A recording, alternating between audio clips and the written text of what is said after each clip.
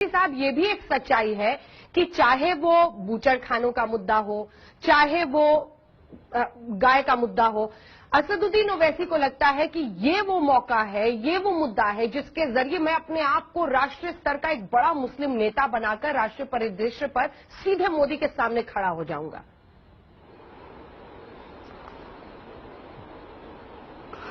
मैं कितने मर्तबा आपके सवाल का जवाब दे चुका हूं। आपको शायद मजा आता है सवाल पूछने मुझे। मैं फिर से कह रहा हूं कि मैं कोई नेता नहीं बन सकता, ना बनना चाह रहा हूं। मैं एक छोटा सा सिपाही हूं। मैं तो सिर्फ एक्सपोज कर रहा हूं बीजेपी की हिपोक्रेसी को कि कॉन्स्टिट्यूशन में कहीं पर भी मजहब का जिक्र नहीं है, मगर बीजेपी इस तरह की हरकत करके बता रही है कि हिंदुस्तान को हिंदू राष्ट्र बनाना चाहती है। बताइए, डायरेक्टिव प्रिंसिपल में कहां हिंदू रिलीजन लिखा हुआ है? कहां से लोग कानून बना दिए? अगर इतने बड़े बड़े विद्वान लोग बैठे हैं, बताइए हमको डायरेक्टिव प्रिंसिपल में कहां हिंदू रिलीजन लिखा हुआ है? और आप गुजरात में कानून बनाते हैं। अरे भाई, मैं पूछना चाहता हूं कि गुजरात में माया कोडनानी पे ऊपर जेल हो गई, वो बाहर निकल रही है। आपको गाय की फिक्र है? एक मिनिस्टर जिसके मातहत कई लोगों को मारा गया, पीटा गया, उनकी जानें चली गई, कोर्ट ने सजा दी, उसको आप लोग जेल में डालने की कोशिश नहीं करते? अब बताइए कौन सा इंसाफ की बात कर रहे हैं?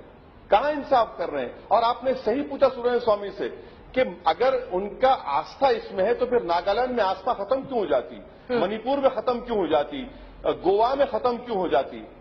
कि बताइए कहां? ये तो सिर्फ इस्तेमाल कर रहे हैं। सुब्रमण्यम जी, गाय का नाम लेकर इख्तिदार की कुर्सियों पर बैठकर सबकी आंखों में धूल झोंकना चाहते हैं। सुब्रमण्यम स्वामी जी, माया कोडनानी से लेकर गाय पर उन्होंने सवाल पूछ दिया है। उनका ये कहना है कि सत्ता का साधन बन गया है आपके लिए, भावनाओं के साथ उसे ऊपर लाना, हिंदुत्व को सामने प्लेट पर परोसना।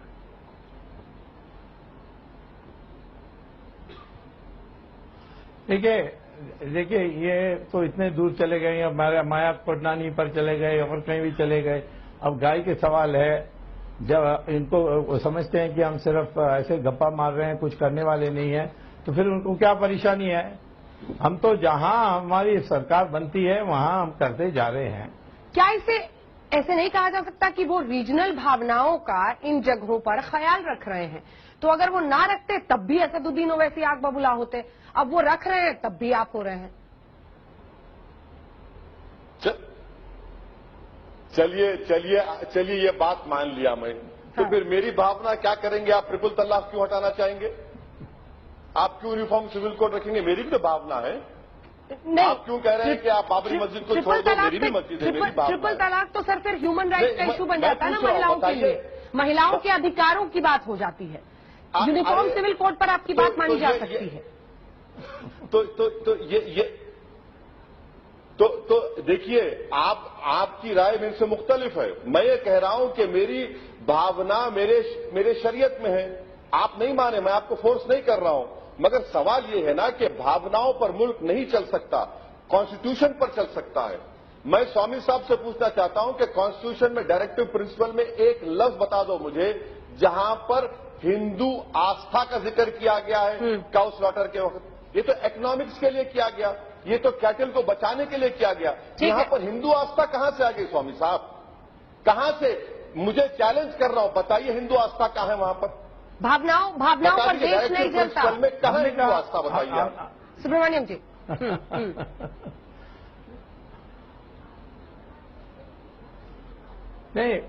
नहीं, हम तो गौ हत्या पर प्रतिबंध लगाने की बात करते हैं। हम कहाँ कहते हैं ये हिंदू आस्था है? वो तो लोग बोलते हैं, कार्यकर्ता बोलते हैं, उनको बोलने का अधिकार है, परंतु किसी विधायक में हमने ऐसी बात तो नहीं कहा है। हम तो कहते हैं कॉन्स्टिट्यूशन की अनिवार्यता है, उसके अनुसार हम कर रहे हैं। तो इनको क्यों इतना मजबूर करने चाहते हैं हमें कि हम हिंदू का नाम लें? हिंदू की नाम लेने की जरूरत ही नहीं है। इस देश में 80% हिंदू है, तो ये ऑटोमेटिकली हिंदू प्रमुख देश बन जाती है। ओवैसी साहब हमारे साथ जुड़े हुए हैं और सुब्रमण्यम स्वामी जी हमारे साथ हैं, और सवाल यही है कि आरोप है असदुद्दीन ओवैसी का कि गौ माता कहीं पर यमी, कहीं पर मम्मी, आखिर क्यों? ओवैसी साहब सवाल पूछिए अपना सुब्रमण्यम स्वामी जी से। अभी सुब्रमण्यम स्वामी साहब कह रहे थे कि कॉन्स्टिट्यूशन का डायरेक्टिव प्रिंसिपल की बात कर रहे। स्वामी साहब 51D के बारे में क्यों नहीं बोलते आप? वो लिखा हुआ है डायरेक्टिव प्रिंसिपल में, अगर कोई डिस्प्यूट होगा इंटरनेशनल तो हम आर्बिट्रेशन करेंगे। आप एग्री होंगे उसके लिए? 51 डायरेक्टिव प्रिंसिपल में यह भी लिखा हुआ है कि हिंदुस्तान के जो पैसा है वो इक्वली डिस्ट्रीब्यूट नहीं होगा। नहीं, ऐसा कभी नहीं लिखा है। आपके पास चाहने वाले हैं? नहीं नहीं, लिखा हुआ है, आपकी समझ बिल्कुल गलत है। नहीं, आपका समझ ही गलत है। लिखा हुआ है, कॉन्स्टिट्यूशन मेरे पास अभी नहीं है, नहीं तो पढ़ के सुना देता। उसमें ऐसा कुछ नहीं लिखा है। आज स्वामी साहब, आप ये तो चैलेंज है मुझे। आपको पढ़ने की जरूरत है, मुझे पढ़ने की जरूरत नहीं है। कॉन्स्टिट्यूशन गलत कोट करोगे तो मैं कॉन्स्टिट्यूशन लेकर आता। ठीक है, आर्टिकल 51D पर हम डिटेल में बात कर लेंगे। एक सवाल आप दोनों से मैं पूछना चाहती हूँ। एक सवाल मैं आप दोनों से पूछना चाहती हूँ, जिस पर मैं आप दोनों का जवाब चाहती हूँ और आपको इसका जवाब देना चाहिए। एक तरफ ये देश अभी तक हमेशा बीजेपी आरोप लगाती थी कि जो माइनॉरिटीज हैं उसके तुष्टीकरण में तमाम पार्टियां लगी रहती हैं, चाहे वो कांग्रेस हो, चाहे वो असदुद्दीन ओवैसी हो। अब ये आरोप लग रहा है कि हम जो बहुसंख्यक हैं उनके तुष्टीकरण में बीजेपी जुट गई है।